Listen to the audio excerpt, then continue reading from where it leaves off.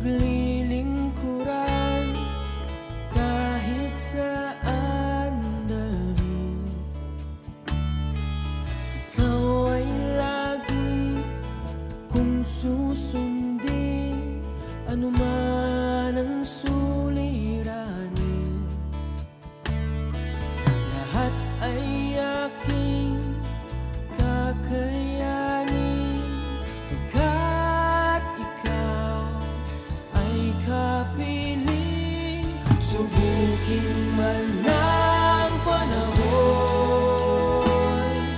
mananatili sa'yo, Panginoon.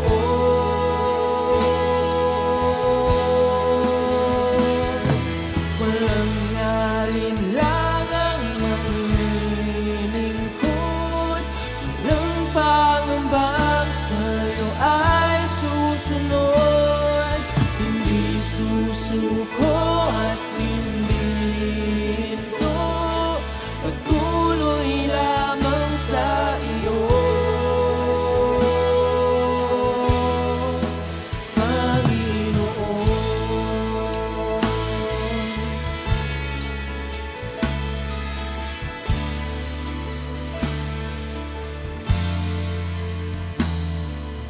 Ikaw ang aking paglilingkuran, kahit saan dalhin. Ikaw ay lagi kung susundin, anuman ang suliranin. Lahat ay aking kakayanin, pagkat ikaw ay kapiling. Subukin man ng panahon, mananatili sa'yo, Panginoon.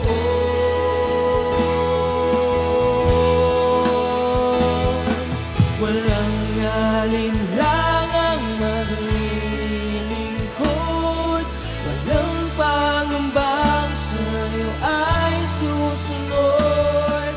Hindi susuko at Praise the Lord. Hallelujah. Magandang umaga po sa bawat isa.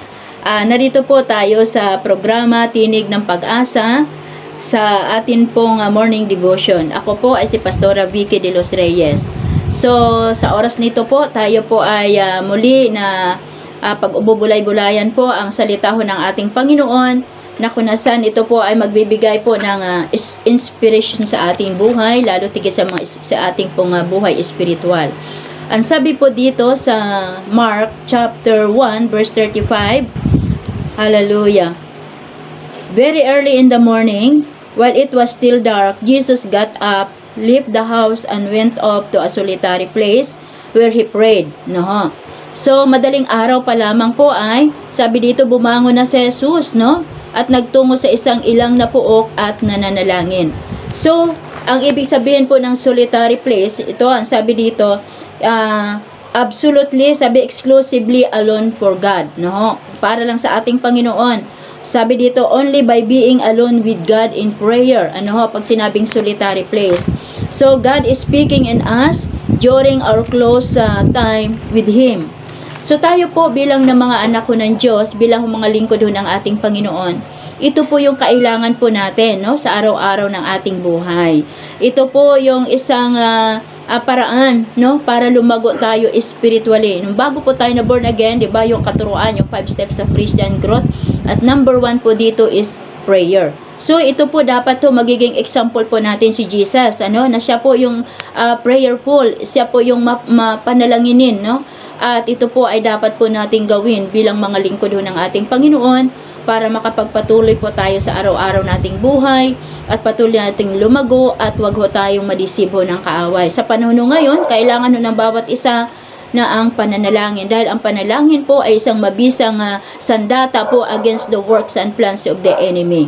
So, mayroon ho akong mga 4 na bagay ho na inihanda para ho sa bawat isa sa atin. Ano ho, na ang sabi po dito, no, the duty of a prayer warrior. Tayo po bilang mga lingkod ng Panginoon, tinawag din po tayo as prayer warrior. Ano ho, ang prayer warrior, ang sabi dito, is a person who choose to fight, no, personal and spiritual battle things.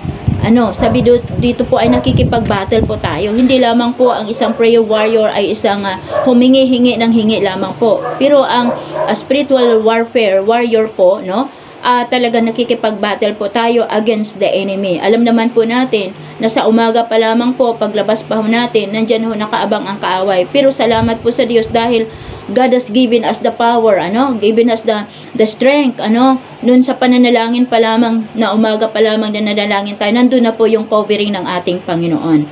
So, the duties of a prayer warrior, number 1, dito sabi, study the Bible, no, study the Bible. To pray in agreement with God's words, we must first know His words. Amen po ba? Kaya po, bago po natin magkakaroon tayo ng agreement, prayer sa ating Panginoon, dapat ho alamin po natin ho ang salita ho ng ating Diyos. Amen. Yung pangako ho ng ating Panginoon. Sabi dito, studying the Bible is the key piece of prayer. Napakaganda po once na tayo po nananalangin, depende po sa salita ho ng ating Diyos na buhay. At ito po ay talagang mabisa. Ano ho, gamitin po natin yung word ng Panginoon, yung promise ng ating Panginoon sa bawat isa po sa atin. So, ang kailangan po natin, study the Bible. Ano ho? Meditate the word of God day and night. Ang sabi po sa Joshua verse 1:8. Dahil, sabi nga po doon, ang isa sa mga weapon po, no, ng Diyos na binigay sa atin, walang iba kundi ang salita ng Diyos. Once na may pangako ka ng salita ng ating Panginoon, no, may pangako ang Diyos sa ating mga buhay bilang mga Kristiyano, nagiging matatag po tayo. Ano ho? Dahil ito yung pundasyon po ng ating pananampalataya against the works and plans of the enemy. So, number 2, sabi dito, make time to listen to God. Dapat ho tayo makinig sa salita ng Diyos. Hindi lamang po tayo nagbabasa ng salita ng Panginoon, no? Kundi po makinig po tayo. Habang po tayo po ay nasa presensya ng ating Panginoon, marami hong revelation si Lord. Marami hong siyang binibigay na mga fresh revelation, no? Katulad yan, once na tayo po ay nananalangin, pag minsan may limitasyon po, ano? Limitado lamang po yung alam natin sa isang bansa, sa isang bayan, na ipapanalangin po natin o isang tao. But once na nagpipray po tayo at nakinig po lagi tayo sa ating Panginoon, ang Lord ang maglilid, magdadirect po sa atin para makapanalangin po tayo according to the perfect will of God. So, pag tayo po ay nagbabasa ng salita ng Panginoon, may word na po tayo, then ang sabi dito, makinig po tayo. Minsan po bilang isang tayo po mga Kristiyano, pag may nagsabi na may nakipag-usap o kapulong kausap po natin, hindi lamang po tayo, sabi nga ay tayo lang po ang nagsasalita. Bigyan din ho natin talaga ng time yung ating kaibigan o yung mga tao na gusto na mag-share, no, ng problema po nila. Kumbaga ho, hayaan na po natin. So, ganun din ho ang ating Panginoon, no? Na talagang makinig po tayo sa sasabihin ng ating Panginoon dahil nandun yung tamang direksyon ng ating Panginoon. Nandun yung tamang paggawa po natin, mga plano po natin, mga desisyon po natin sa ating mga buhay. So, sabi dito, prayer is a piece that is after overlook pag minsan, ano ho, pag minsan po ay na-overlook po natin ito, pag minsan nagpipray tayo, aalis agad tayo, wala na ho tayo talagang pakikinig sa ating Panginoon. Sabi nga po doon, nakikinig po tayo sa Diyos at ang Diyos naman ho nakikinig po sa atin. So, magiging sensitive po tayo sa leading ho ng Holy Spirit. Sabi dito, as a prayer warrior, we should become familiar with God's voice so that we can hear His instruction and follow His words. Amen? So, bilang po mga prayer warrior, no, dapat po tayo ay maging familiar po sa boses ng Diyos. Dahil po, alam mo, ang boses po ng ating, may tatlong boses po, from God, mula sa kaaway, o mula po sa ating sarili. So, dapat alamin po natin yung boses po ng ating Panginoon, para sa ganun, ang sabi dito, we can hear, no, His instruction and follow His leading, ano, for a specific progress or a specific assignment. Pag minsan po, tayo po ay gumagawa po ng mga plano po natin na hindi man lang po natin ina-acknowledge si God. Hindi po natin na sinasabi ho sa ating Panginoon. Pero ang kailangan po natin dito ay talagang makinig kung anong dapat nating gawin. Sa tamang desisyon. Pag minsan po, napapalpak po ang desisyon po natin kasi hindi po minsan po tayo nakikinig sa ating Panginoon. So, number 3, sabi dito, be available for prayer. Lagi po tayong available sa pananalangin.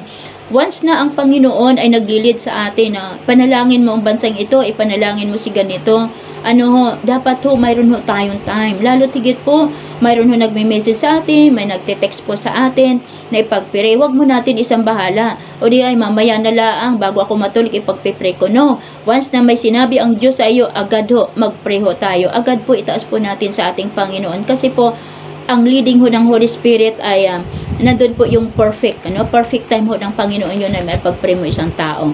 So, minsan po ay nagkakaroon din po tayo ng, hindi po tayo nagiging aware, sa leading ng Holy Spirit. Hindi po tayo nagiging aware kung ano po ang dapat natin ipapanalangin. So, ang kailangan po natin, laging available ka, sa prayer. May prayer meeting po tayo, may time po tayo sa Dawn Watch, may time po tayo dapat sa church, sa prayer meeting. Maging available ho tayo, lalo tigit sa prayer. Dito ko po natutunan, once na ikaw ho ay laging nakikinig sa Panginoon at laging available ang buhay mo, ang oras mo sa pananalangin, ang Diyos po ay nagbibigay ng daan para manalangin ka ng mahaba, Marami pang i-reveal ang Diyos sa iyo, Dahil available ka hindi naman ho tinawag ng Diyos yung iba na hindi available. Yung available lamang po, tinawag ng ating Panginoon. Dahil once na tinawag po tayo sa prayer, malaki po yung bahagi po natin sa ministeryo ho ng ating Panginoon. At i-reveal po niya kung ano dapat pang ipapanalangin. Kaya ho, we have to pray in the Spirit. Kung sabi nga po doon, mayroon po, kanina po nakatanggap po ako ng isang message sa group chat ng IEP. So, nandun po nakita ko doon na paano natin ipapanalangin ang mga bagay na ito. Kaya ang sabi niya, pray in the Spirit. Once na na-receive ko po yun, pray in the Spirit. At marami pong revelation ho ang ating Panginoon. Hindi lamang po yung nakikita po natin. Behind po yan, marami pa ho pala ang revelation ng Lord. Kaya, lagi po tayo maging available po sa pananalangin. Anytime, pag ikaw ay nakaupo, wala ka namang ginagawa, tapos na yung gawain mo, mag-pray ka.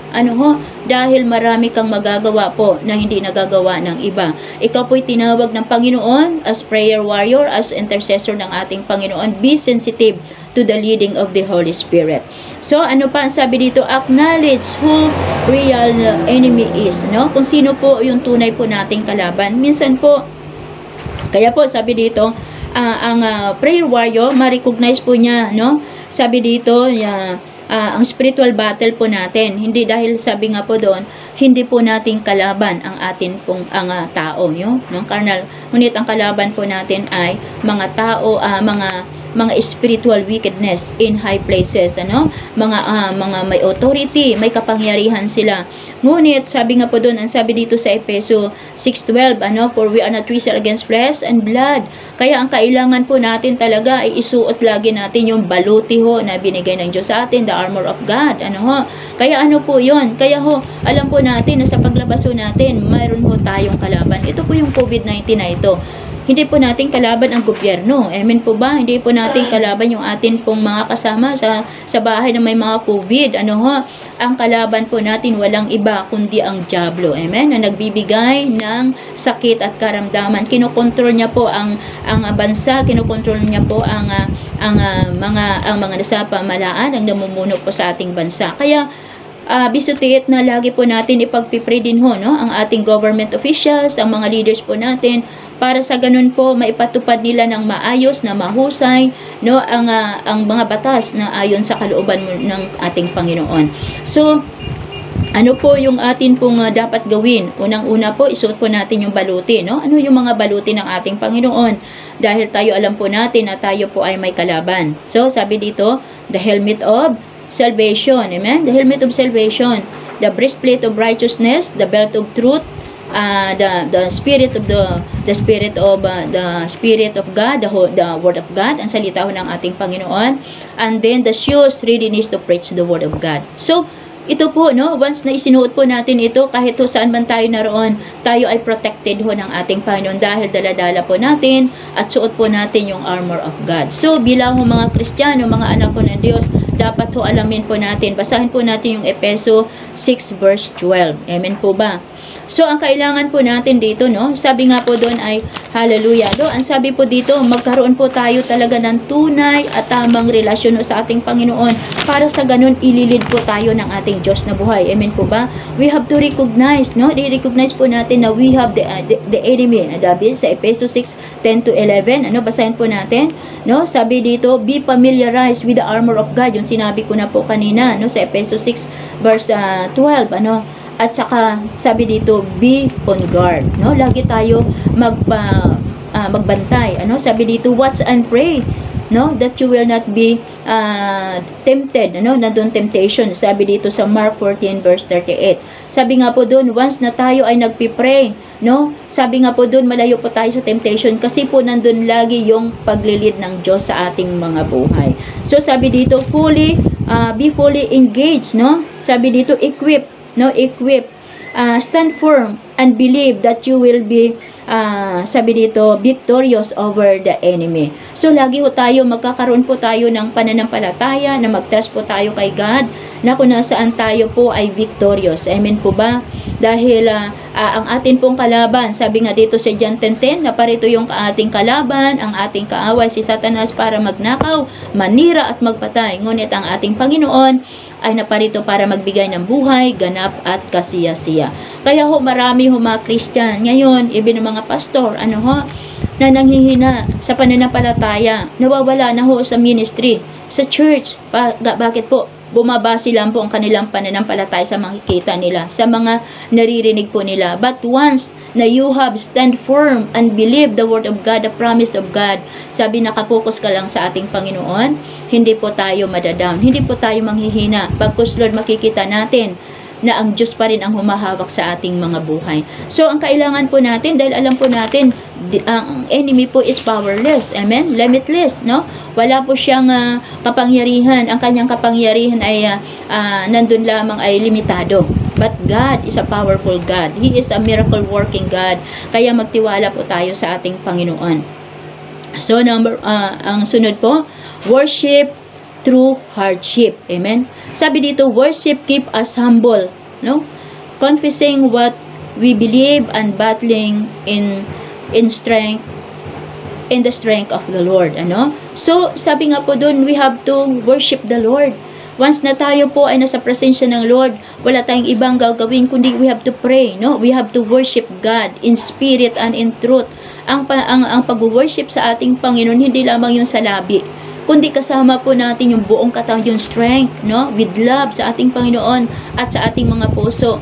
Minsan po nag-worship lamang tayo sa ating mga labi. Dapat po, pag nag-worship po tayo sa ating panumula o sa ating mga labi pala, dapat po mula sa ating mga puso. So, ang kailangan po natin ay we have to worship through hardship. Amen po ba? Yung malalim na pag-worship kay God, yung tunay na intimacy sa ating Panginoon, yung tunay na pagmamahal ho sa ating Panginoon. I know and I believe, once we worship the Lord, sabi nga ng Panginoon dun sa Isaiah, worship the Lord your God, no? And He will bless your bread and water, and He will take away your sickness and diseases. So, ang kailangan po natin is to worship the Lord, no? Sa atin pong pananalangin ay kailangan po mag-worship tayo sa ating Panginoon. Amen po.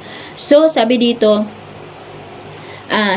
it is okay, no? Worship is a key component to prayer, no? Sabi dito, especially in the midst of conflict.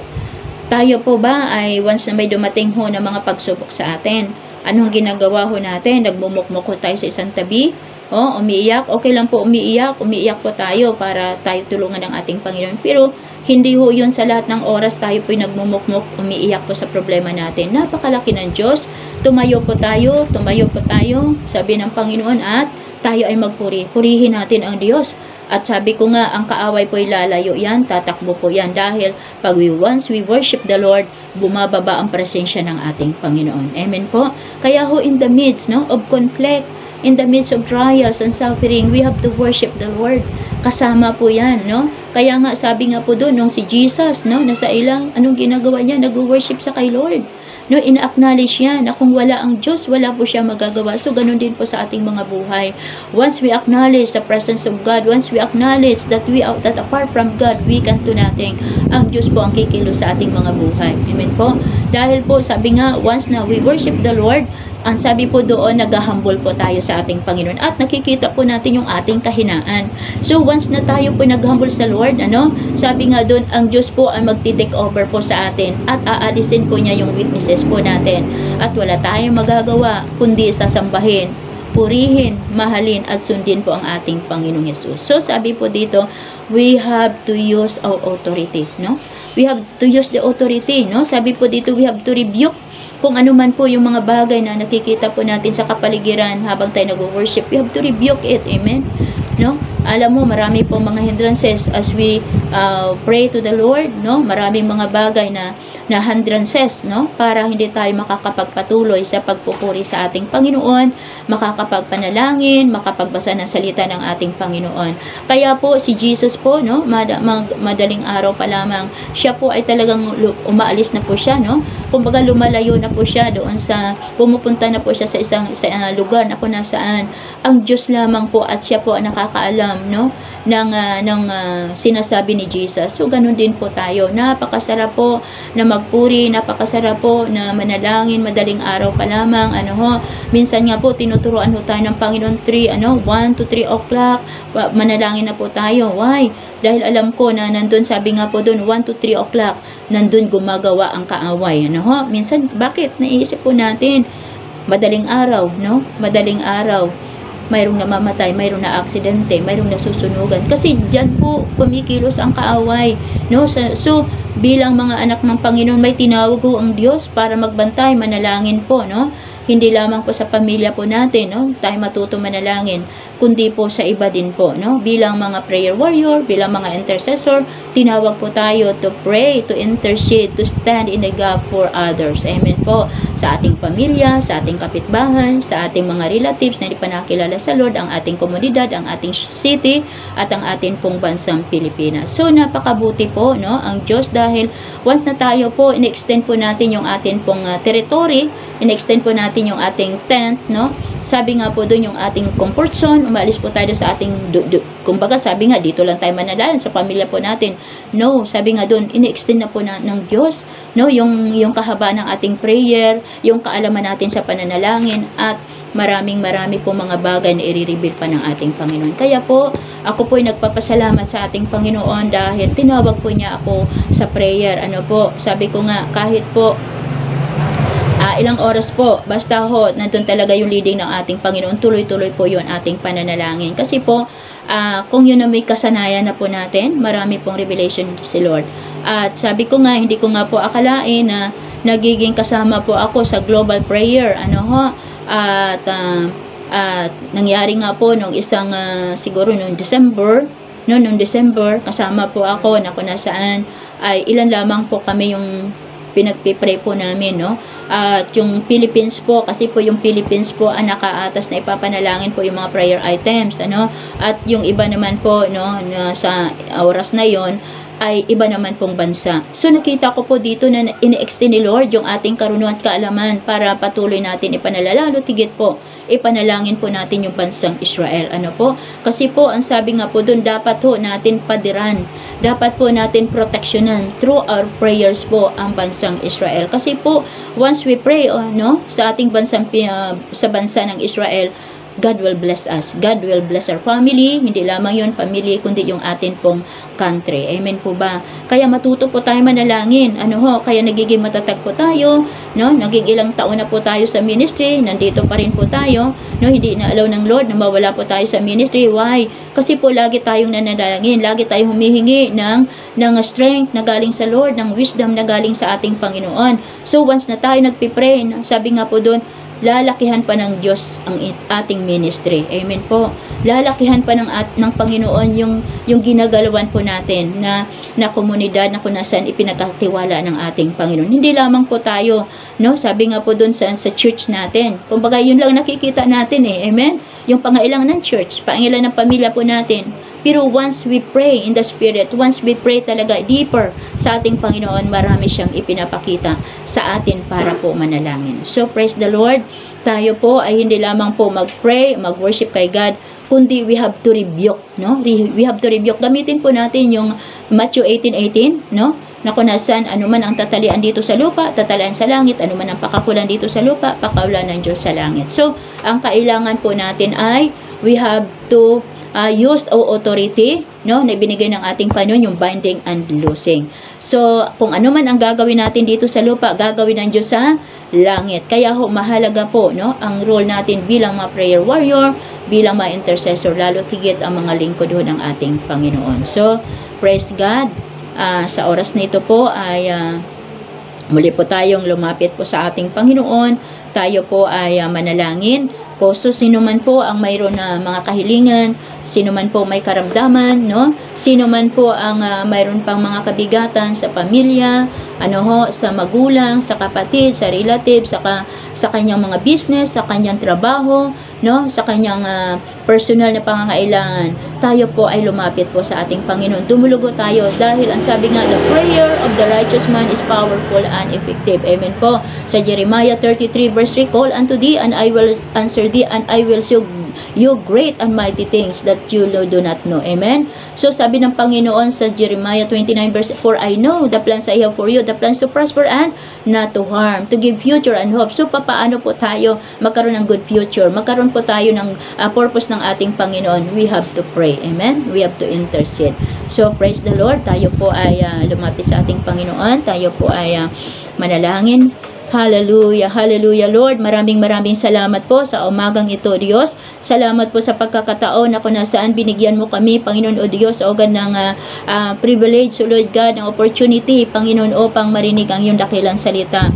Lord, maraming salamat po, Ama, dahil alam po namin, O God, na magiging example ka namin, Panginoon, na sa umaga pa lamang, O God, ikaw ay nananalangin na. Ito po ang itinuturo mo sa amin bilang mga Kristiyano. At Lord, salamat po, Ama, dahil ang role ng isang prayer warrior, isang intercessor, Father God, ay tunay na magbabasa ng iyong salita, saliksikin ang ugad ang iyong salita, Panginoon. Lord, manalangin kami, Panginoon, makinig kami sa iyo, Father God, mag-worship kami sa iyo, Father God. At Lord, gayon din, Ama, we have to use our authority to rebuke the works and plans of the enemy, O God. At Lord, yung armor of God, Lord, yung armor mo pa, Panginoon o Diyos, ay patuloy namin isuot. Yung baluti na pinagkaloob mo sa amin, Panginoon, para magiging matatag kami, Lord God. Lord, use us, Lord God, and help us what and how to pray, Lord. Pag minsan, O God, ay kulang ang aming oras, panahon, O God, sa mga bagay, Panginoon, O God, kaya hindi na kami nakakapanalangin, Lord. Hayaan mo, Ama, na bigyan mo kami ng mahabang oras, Panginoon, sa pananalangin. Dahil ito po ay isa ng pinakamahalaga sa aming buhay bilang Kristiyano, Panginoon, para magpatuloy kami, O Diyos, sa paglilingkod sa iyo. Lord, salamat po, Ama, at sa oras na ito, sino man, Lord, ang may kabigatan, sino man, Lord, ay may pangakailingan, Panginoon, Lord, may problema man, O God, naranasan nila, physical, mental, emotional man, spiritual man, O Lord, sa oras na ito, touch them in the name of Jesus, O God, by your fire, O God, in Jesus' name.